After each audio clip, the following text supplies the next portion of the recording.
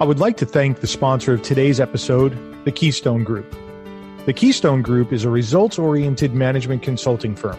Using small, experienced teams, they help mid-market manufacturing, distribution, and service companies develop and execute strategy, improve operational performance, restructure finances, and when it comes to mergers and acquisitions, their team can help you with the assessment, planning, and integration. I recently had the pleasure of interviewing Jeff Albus of the Keystone Group, and they have helped countless companies avoid the pitfalls and maximize the value of their acquisitions. If you're in need of rapid and sustainable results, don't hesitate to reach out to the Keystone Group at thekeystonegroup.com, and hope you enjoyed today's episode. Looking to buy, sell, or grow your business to position it for a sale? As the owner and managing partner of Sun Acquisitions, Domenic Rinaldi has personally been involved in over 300 M&A transactions. He has seen and done it all, consulting with large and small businesses across a broad range of industries. On M&A Unplugged, he'll interview buyers, sellers, and their advisors about their experiences scaling, selling, and acquiring businesses. On every episode, you will get key learnings, but most importantly, you will be better prepared for your own acquisition or sale. This is M&A Unplugged with your host, Domenic Rinaldi. In this environment of cybersecurity, data breaches, and just leveraging your data to have a competitive advantage, it's so important to have a data strategy. And how does the concept of data leadership factor into mergers and acquisitions? How should data quality, security risks, and infrastructure assessments be handled during M&A transactions? What are the problems you run into if you don't evaluate these components before taking your business to market or acquiring a business? We are being joined today by a nationally recognized data leader and published author on this topic, Anthony Algmin. Anthony, welcome to M&A Unplugged. Thanks, Domenic. It's great to be here. Yeah, so I'm excited to get into this because I think I'm going to learn a bunch from you. Data is something that I think has become much more mainstream in the last 5 to 7 years, especially with cybersecurity and data breaches. But let's start at the base level. When I hear the word data, and I think when most business owners hear the word data, I think it seems like this big albatross. You're not quite certain how to get your arms around what that is. And it almost seems like such a big topic. I think a lot of people ignore it just because it comes across as being such a big topic. So what's your definition of data, and how should people view it so that it doesn't seem like such a daunting piece of their business? Domenic, the way I think about it, and I think this is a useful definition for kind of all business owners out there, is that data is the closest thing to truth we have inside our businesses. And data can take on forms of, whether you're talking financial statements or you're talking about operations and manufacturing assessments, or you're talking about cash flows, or you're talking about personnel and files and anything that has information in it. It's through the understanding and application of that information, of that knowledge, that our businesses actually function. In many ways, and it's a cliche to say, but it is the lifeblood of organizations. You don't really have a functioning business without data. And really, we're all information workers. We're using data all the time. We're just not necessarily labeling it as such. I love that. Data is the closest thing to truth in your business. I'm going to borrow that if you don't mind. Absolutely. So let's take an even further step back. Why don't you talk to us a little bit about your background and how you got to this point in your career? And then let's dive into how data impacts mergers and acquisitions from a seller's perspective, from a buyer's perspective. What are some of the best practices? We'll go and explore all of that. But let's start with a little bit about you. Right. So my background's a little bit interesting to be doing what I'm doing now. And I think it's given me a perspective that few in my kind of data management community space really have. And the first decade or so of my career, and prior to that, I've always been a fan of business, entrepreneurial, and loved commerce and finance and things like that. But when I got into the marketplace after graduating undergrad with a business degree, I said, I want to do something that impacts business and helps it get better. And I found technology fascinating, but I didn't want to be a person. It was back in the 90s, you're banging out code in front of a computer terminal. That didn't really interest me. So I'm like, we'll see if technology can get involved, but I want to do business stuff. So I ended up, the first decade or so of my career kind of working in technology in financial organizations. So trading firms or research firms or investment advisory types of things. But I started building all of this technology and databases and systems and things like that. And it wasn't because I wanted a career in technology. It was because this was a great tool belt to do things in business. And so while I'm surrounded by IT folks and database administrators and all of those people that love the technology for technology's sake, I loved the technology for business sake. And I had an opportunity during the market downturn in the late 2000s to go to an MBA program while I was working for a trading firm. And so the markets were going crazy around us. I'm working at a trading firm, seeing the volatility day in and day out. And I'm going to school at night, learning about the fundamentals of what makes business work. And from there, transitioned into a career in consulting. And it really became management consulting, strategy, and then data analytics on top of it, because I had this technology background. I've been building these systems, and now I was putting it all together to realize how businesses really need to function by using technology, by using data to improve what they do. Been consulting for many years, had an opportunity to be a chief data officer for the Chicago Transit Authority for a period of time. So that was really interesting. And then continued my consulting career and eventually got to the point where I'm like, I've been doing all of this stuff and I seem to have a different perspective on this than anybody else. I really need to put this into a book. So I put it into a book. I had my framework. I had these things that I've been developing for decades and decades at this point. And I realized there's something here. And it really became like this application. It's like applied data analytics, applied data management. How do we take all these technology systems and data value and data artifacts and assets and all of this stuff and turn it into something that actually matters for businesses? And that's really what the book is about, what data leadership is about, and really what my business is about, because I see so many organizations out there, like you walk into a boardroom, everybody gets it now. Yes, data is important. But what do we do about that? What is it that we actually take from this stuff that we just inherently now know is important? We see organizations around us being successful with it. How does that impact us? How do we do it? And that's really what my mission is about, is to help organizations that are going to have a tough time going forward if they don't solve this. I want to help them solve it. Yeah, well, I can hear the passion in your voice. So this is awesome. Let's start with an owner of a business. Whether they're preparing to sell their business or not. Being a business owner myself, I look at all the data that is swirling around just my office. Data is in multiple platforms. More and more, it's now cloud-based platforms. So data resides in so many different places. So if you're an owner of a business and you want to get your arms around data so that you can have all the proper information and take the right actions, how do you pull all of that together into a meaningful place so that you really can not only analyze it, but then make decisions based on it?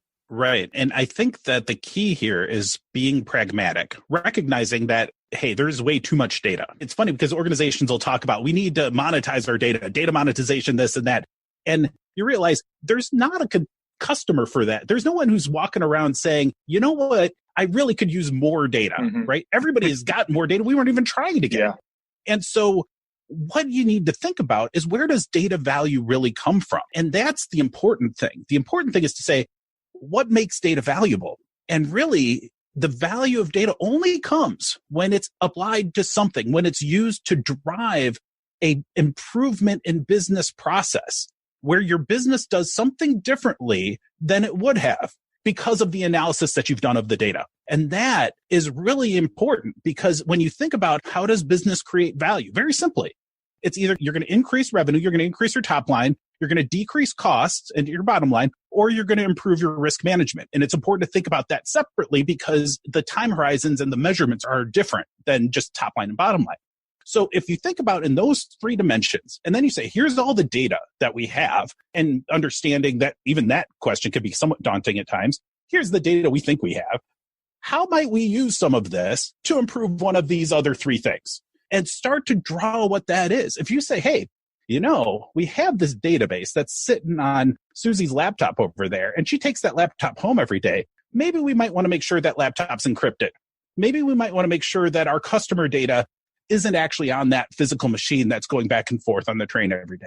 Things like that are relatively simple. Like, you don't have to do huge, enormous, multi-million-dollar projects to get value out of data. A lot of times, it's simple changes to how your business runs that allows you to move one of those needles in some sort of measurable way. And then as you start to do that more and more, you create bigger and bigger impacts. And that's really what should drive our efforts around data, as opposed to saying, how do we become the next Uber? Or how do we become the autonomous car? It takes a lot of steps before you get there. Think about the next step you can take. And that's really where, how do we do one thing to improve the value that we're creating with the data that we have? I think that's really good practical advice, because I do think data as a topic can be overwhelming. And I think a lot of people will push it off because there is so much to it. But if you take one thing and see how you can learn from that and improve it, and then move on to the next thing, I think that's tremendous. So as it relates to M&A, how does the concept of data leadership or data itself factor into M&A transactions? Right. So I think the first and most obvious way is that data's risk. I mean, the data ineffectiveness represents an enormous risk to any business. And that includes a business that you're maybe looking to sell or maybe looking to buy. And that unknown, by having it unknown, represents something that you can't take real action on. You can't take measured action on. And so the important thing is to first be able to assess, hey, what is our data?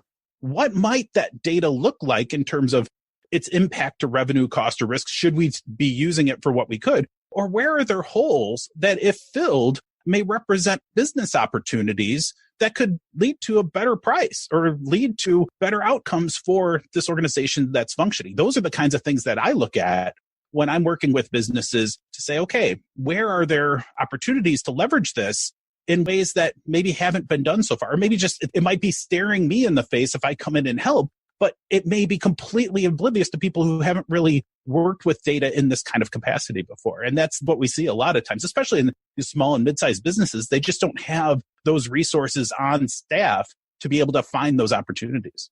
Absolutely. So maybe to be illustrative here, because I always find that examples are a great way to get the point across. Can you think of a client that you've worked with where you came in and helped them with their data, and as a result, either improved the value of their business or improved the sellability of that business because you did something with their data?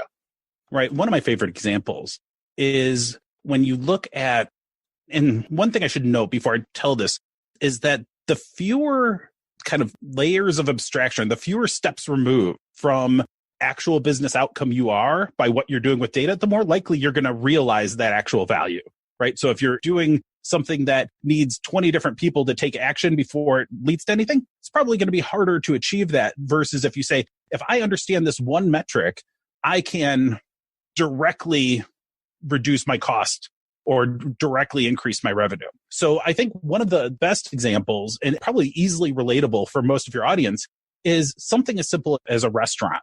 So a restaurant could be the number of customers that they have on any given day is going to be really important for how much from a supply perspective they have, how many orders of bread or pies or whatever they make, and raw ingredients and things like that. There's a direct correlation, right, to cost. There's also a direct correlation to the cost of the staff. So if you're working in a restaurant environment and you notice, hey, some days we're really slow and we have way too many people on staff that are here, and some days we're just don't have enough people to go around, why might that be? Well, the first thing from a data perspective that I would want to look at is, how does weather impact your business? Can we, and there's easily free sources of information out there saying, what was the temperature? Was it rainy or sunny? And look at your business. You probably have, I'm hoping you have, some record of sales on a daily basis of what you've done. Can we correlate that simply to weather and get to a point where we could say with some degree of precision, hey, maybe today you should bring on one more person, or maybe today that bubble person, have them stay home or be on call, but don't have them come in and incur that cost. try to start tracking your costs more directly to a predictive, very simple predictive model of what might happen based on some externality that you can get data on. So weather's a great one. And in my opinion, every small business, even every family business, should be looking at weather as a potential for how they kind of twist those knobs of their operations. Very interesting. Very interesting. So let's take it to the next step. So I know that you've been involved in post M&A transactions where a buyer was involved and maybe overlooked the data component and got you incorporated in the process afterwards, and you uncovered some interesting stuff, it sounds like. So maybe you can talk about some of those scenarios, and we'll come back to best practices. Right. One of the early experiences that I had in this space kind of taught me a lot that I've used for now embarrassingly long time, but I think it's so representative of what you see in the M&A space that I think it's still a good example. So I worked for a company at one period of time where they did a lot of acquisitive growth, and they were buying other similar types of companies. This was in the financial space, that they were effectively looking at it, like so many M&A transactions are, as buying cash flows, buying these customer accounts and the assets, and then needing to incorporate them, service them with their larger service footprint, and hopefully everybody's just as happy and everything goes well. Well, I was on a team that had to take whatever that acquired firm those customers used to get in terms of reporting and financial statements and that kind of stuff, and get them into the new system without making them all mad so they leave. And so they had various different requirements. And if you just immediately transition them to the new system, they felt like they were just numbers. And those customers would go, and the acquisition wouldn't be a good deal anymore because a higher percentage than predicted of customers would have left. So very much a data function, I had to come in and start to make reports, make customer-facing artifacts look just like they used to have, and then eventually over time integrate them within the systems of the acquiring firm so that those customers stayed happy. And even though when you make that purchase at the firm level, you see them as numbers, you see them as cash flows, they are real people, and they are going to leave if you can't continue to service them in a way that they would be accustomed to, because change at any point is scary to people. And this is a really important part of the data conversation, is that data only creates this data value that we talk about by causing change, by changing business processes, by changing what your organization is capable of. Well, change is naturally scary to folks. And if you don't acknowledge and handle and treat that fear or that potential for unexpected consequences to the things that you do, then you can be missing out on a great amount of value in any kind of transaction, because a transaction is potentially the biggest change organizations face. When you're bringing in a new firm or you're selling an organization, there's going to be risk of flight from your employees. There's going to be risk of flight from your customer base. There's going to be changes to how the business process works. And oftentimes for very good reason, because you want to make things more efficient or what have you. But that's where folks like me tend to get called, because there's an acquiring firm will come in and say, hey, we bought this firm. We have no idea how to get them integrated into the parent organization. How do we do it? A lot of times they'll just leave them alone to function, but that doesn't maximize the value of the investment that they've made. Absolutely. So in that example that you cited with that financial firm, what should they have done differently so that you weren't scrambling after the acquisition got done to make clients comfortable? What advice would you have offered them if they had involved you up front? Well, the first thing they should have done as part of the due diligence on just before the purchase was even made, it was to get a sense of how different from a culture perspective the client base was of the firm being acquired. And that would have given them some insight. Hey, we're going to need to devote some resources to making sure this is a smooth transition for them, because that's what really matters in the value of the business is, what do those customers expect? What do those customers need to be successful? Because we need to make that as smooth as possible. And so the fact that they didn't even think about that until the firm had already been acquired and customers started leaving, we had missed out on a tremendous amount of time that we could have been doing good things to make them stay. Like, we were in triage mode when we were trying to help transition them more effectively, versus we could have been much more proactive and strategic in how these organizations came together. And I think there's a risk a lot of the time because things move fast and people want to make the transaction happen. They don't stop and think, what is the real work involved in making the most out of this once it's done? And hopefully, if we start doing that before the transaction, before we even have a buyer, if the seller is thinking about how do I maximize the value of this business that I've spent my life's work creating, get on top of that. And it's a personal thing. It's a data thing, certainly, but it's about the core functions of your business and how they might change once this business changes hands. I think it's a really good point. Understanding how you might have to change and adapt is so important. And a sponsor of the show, the Keystone Group, they specialize in integration. We talked a lot about this. Do your integration discussions early and often, because that will make or break the success of the transaction on the back end. And certainly when it comes to data involving people like you who are experts at this will only make for a smoother transition and a higher likelihood that the transaction is going to be successful.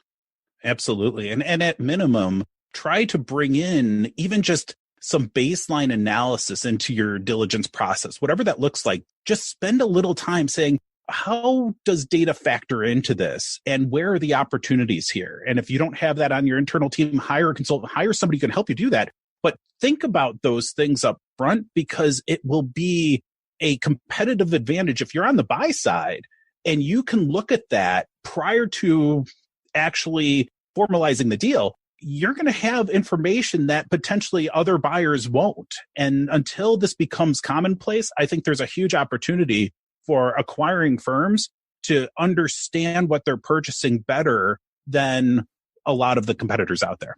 So in that regard, Anthony, are there tools that are available to people, whether it's, an owner of a business who wants to maybe get their arms around data or an acquirer who wants to better analyze the data? Are there tools that people can apply that easily allows them to evaluate the quality of the data that's there today? I think it comes back to kind of sort of your traditional maturity model, maturity assessment types of functions, because it's really not so much about the tools. I think we actually look at the tools a lot. We look at what the artifacts are, but the important thing isn't the artifacts themselves. Like look at the size of databases or the applications you're using. That's somewhat helpful, but the important thing is the story. The important thing is, what does this data actually mean? What does it actually do? Where are the holes? Do people think their data is terrible? And finding a way to understand some of those stories, I don't think there's a tool that can do that because every organization's makeup and the systems that they're using or the way they work with data or the way they don't work with data, those are the kinds of things that really come from looking at the operations. It's more of an operation and business process analysis type of function, I think, versus being something where we could say, here's a profiling tool that could show us all of that. Because it needs to pull out a story, I don't know of a tool that could do that. Even the AI and machine learning types of models might give you some quantitative analysis that would certainly be helpful, but it would be supplementary to the actual story of the data versus the kind of artifacts that you're seeing just measured directly.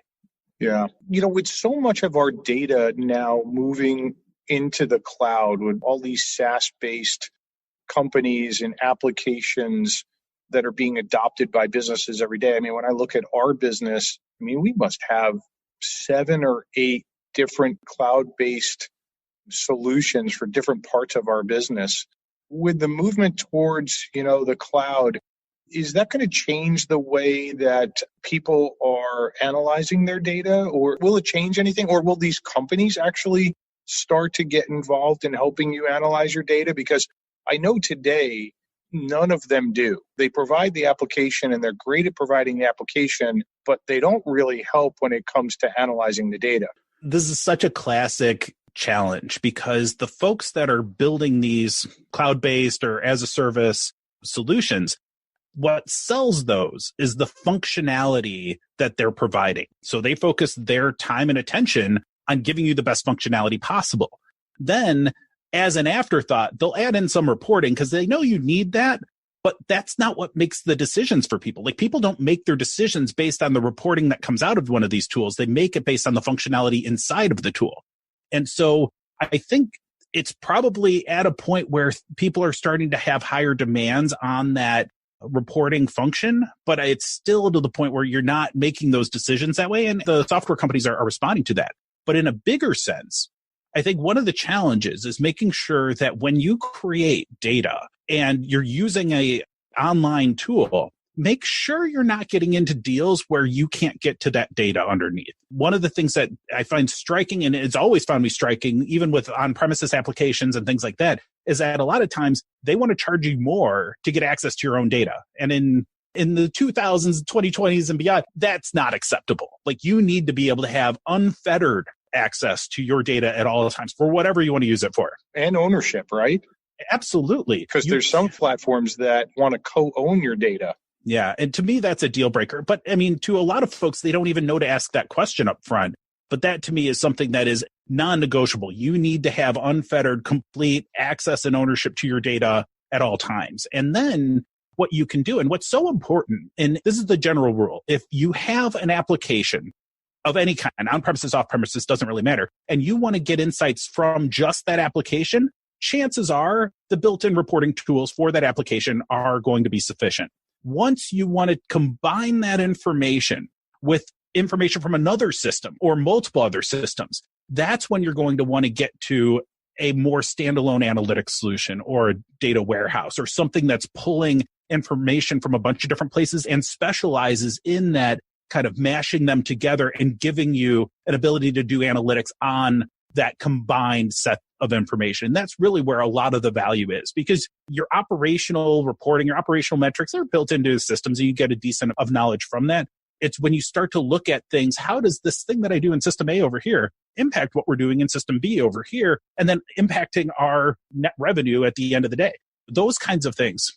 And Anthony, I'm assuming that's where you would come in for a lot of business owners. You would come in and help them wade through really what's important. If they're not capturing the right data, helping them understand how to capture the right data and consistently capturing that data. Is that right? Yeah, absolutely. It's a core thing that we do. We help them build the systems, or at least point them in the right direction of applications and tools that can help them do those things. But what we find is what's most impactful is helping organizations learn the process. Learn, hey, how do I take analytics, things that are interesting, and turn them to things that actually matter? Because one of the things that we see, and we see this in companies big and small or what have you, it's people do things that are interesting. They're like, oh, that's interesting. I'm going to dig into these numbers or whatever. And then you're very interested and you saw this interesting stuff and you saw the line go up and down and whatever. And then that sits there and it doesn't do anything else. And that you got to get past interesting. You've got to get to action. You've got to get to a change in business process that drives one of those three measures that we talked about earlier. Because until you do that, you're just buying toys. You're doing interesting things, but you're procrastinating from what really matters, which is making your business better. And that's those connections, teaching that mentality, helping people navigate all of the complexity. We do all of that, but the most important thing is say, learn something that can help you do something that you couldn't do before. Find where those are and go from there.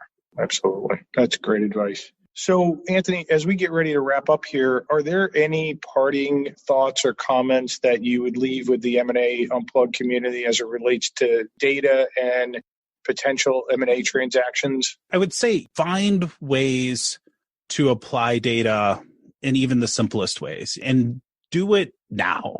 Recognize that every business needs to be in the data business. And if you're not, you're missing opportunity and you may be at real risk competitively in the very near future if it's not already happening. And so I think that what this is a wake-up call to just start digging into it. Find a way to look into it. And remember that your data is your business. It is your business. It's not part of your business. It's not something that could help your business. It is your business. It is that truth under what you really do. And if you can learn how to look at it and use it to your advantage, you can make that future prospects for your organization that much better, regardless of where you are in the journey, whether you're buy side, sell side, middle of a transaction. Start to get smart around data and you're going to do good things and protect things and help the future of your organization really be as successful as possible.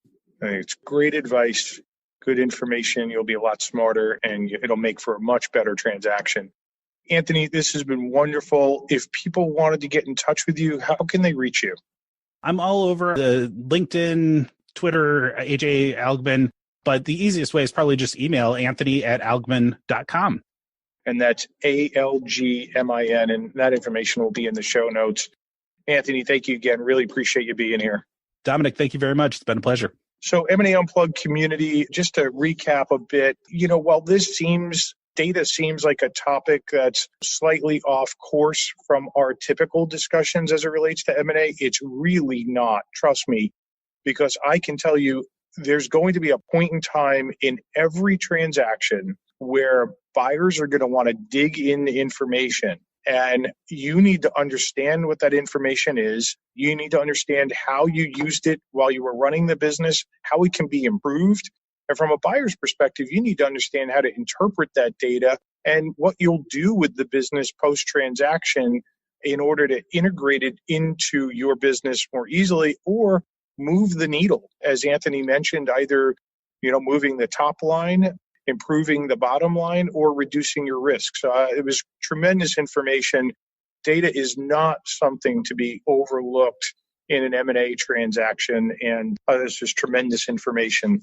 I want to thank Anthony for being here today. All today's information will be available in the show notes. If you would like to learn more about the process of acquiring or selling a business, please visit our website at sunacquisitions.com, or feel free to reach out to me at drinaldi@sunacquisitions.com. I look forward to seeing you again on the next episode of the M&A Unplugged podcast. And until then, please remember that scaling, acquiring, or selling a business takes time, preparation, and the proper knowledge. Thank you for joining us today on M&A Unplugged. If you enjoyed the show, please subscribe, rate, and recommend it wherever you get your podcasts. If you want more great information on how to scale, acquire, or sell a business, please visit our website at sunacquisitions.com.